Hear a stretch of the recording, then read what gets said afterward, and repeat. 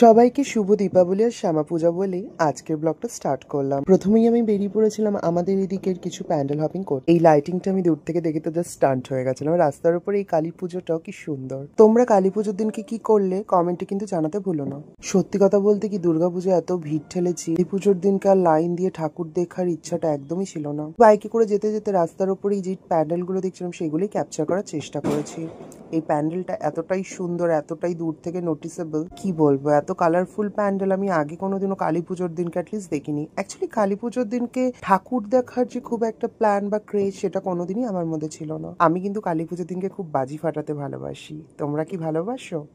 অবশ্যই জানিও। রাস্তা দিয়ে যেতে যেতে এই মন্দিরটা চোখে পড়লো। প্রণাম সেরে আমরা এগিয়ে গেলাম, বিকজ আমাদের আজকে কিছু প্ল্যান ছিল, যেমন ধরো বাজি ফাটানো, ফানুস ওড়ানো, একটু লং ড্রাইভে যাওয়া। এইবার মনে হচ্ছিল একটু ভিড়ভাড় থেকে গিয়ে একটু ফাঁকা জায়গায় বসি, তাই সেরকমই একটু জায়গা খুঁজতে খুঁজতে লেক টাউনের দিকে চলে গিয়েছিলাম। আমার বাড়ির আশেপাশের থেকে লেক টাউনটা তুলনামূলকভাবে অনেকটাই ফাঁকা ছিল। লেক টাউনের এখানে খুব সুন্দর একটা ব্রিজ আছে, চলো তোমাদের দেখাই।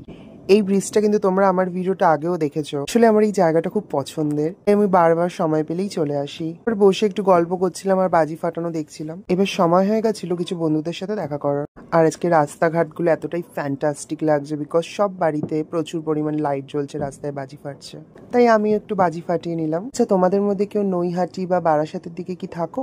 তোমাদের ওইদিকে কিরকম কি প্যান্ডেল হলো জানাতে ভুলো না। বাজি ফাটানো শেষ করে এবার বেরিয়ে পড়লাম একটু ফানুস ওড়াবো বলে, তাই রাস্তায় বেরিয়ে ফানুস ওড়াচ্ছিলাম। আচ্ছা, তোমরা কারা কারা ফানুস ওড়াতে ভালোবাসো অবশ্যই কমেন্ট সেকশনে আমাকে কিন্তু জানিও। অনেকটাই রাত হয়েছে, এবার বাড়ি ফেরার পালা। আমার ব্লগটা যদি ভালো লেগে থাকে কমেন্ট, শেয়ার আর সাবস্ক্রাইব করতে কিন্তু ভুলো না। সবাইকার হ্যাপি দিওয়ালি।